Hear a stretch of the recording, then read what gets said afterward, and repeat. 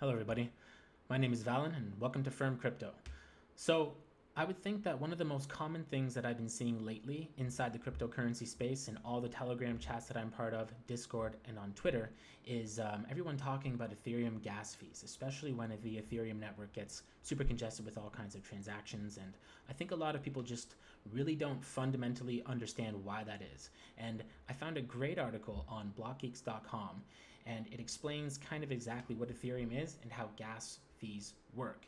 And I wanted to just make a quick video to draw everyone's attention to this so that you can go, if you haven't kind of familiarized yourself with how transactions work and what Ethereum gas is, you can go check this out, and it really does explain what really is going on. And to kind of skip you ahead, I'll show you the article here. I'll link the article in the description too, so you can go to it. But if you scroll down, it kind of gives you a little bit of a cheat sheet.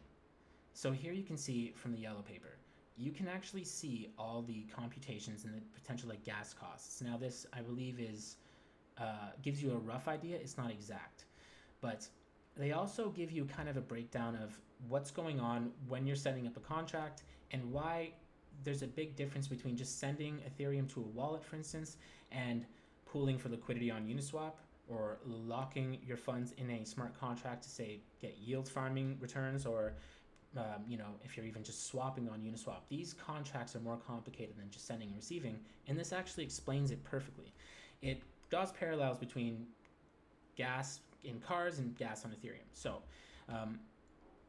you go to the gas station and specify how much gas you want to fill up in your car. You get the gas filled up in your car. You pay the gas station the amount of money you owe them for the gas. Now, if you draw the lines, the parallels with Ethereum, so driving the car is the operation that you're going to want to execute. Your gas is gas, and the station is your miner. Now, the money that you pay to the miner, that's the fees, okay?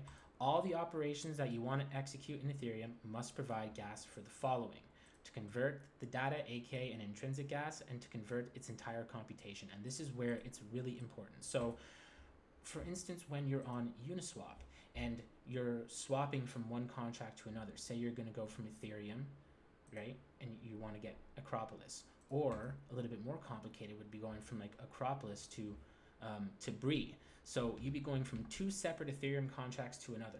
And this is a lot of computations that have to take place. And so there's going to be a bigger payout to the miner, because if you come back to what they were explaining here, was every single thing that you're going to want to do is going to have a gas cost behind it.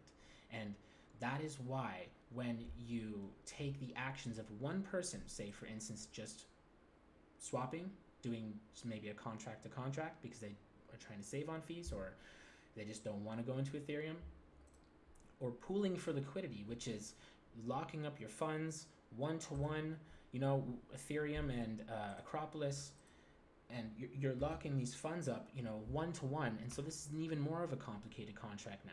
And that's why you'll see when you have hundreds of thousands, perhaps millions of people using Uniswap at the same time, and they're all trying to do heavy computational contracts at the same time, that's what's going to lag up Ethereum. And that's why we've all been seeing these insane gas prices, and they've come down. Like, this is what I was looking at yesterday around 8 o'clock last night, when I first noticed the Uniswap token, which I definitely grabbed a lot of, and I hope everybody else did. And I personally want to discourage anybody from selling it too hastily, because that is the governance token for Uniswap. So if you've been interacting with Uniswap and you're a relatively new trader, that is an opportunity for you to have a nice long-term hold. So just keep that in mind. But coming back to the gas prices, that kind of is a window into what's going on. And this blog post by BlockGeeks is great because it really breaks it down for the layman. The whole thing is broken down excellently, but I just wanted to draw your attention specifically to the little yellow paper cheat sheet, and then how they draw the parallels between operations on the Ethereum smart contract and going for a trip and driving your car, and what it means in terms of every operation costing a gas fee. So I hope that kind of breaks it down a little bit more for everybody. I'll link the article here in the description, so you can just read it right away. And yeah, that's all. That's it. That's all I got for you guys today. If you like this, then feel free to like, share, and subscribe. And I will see you guys later.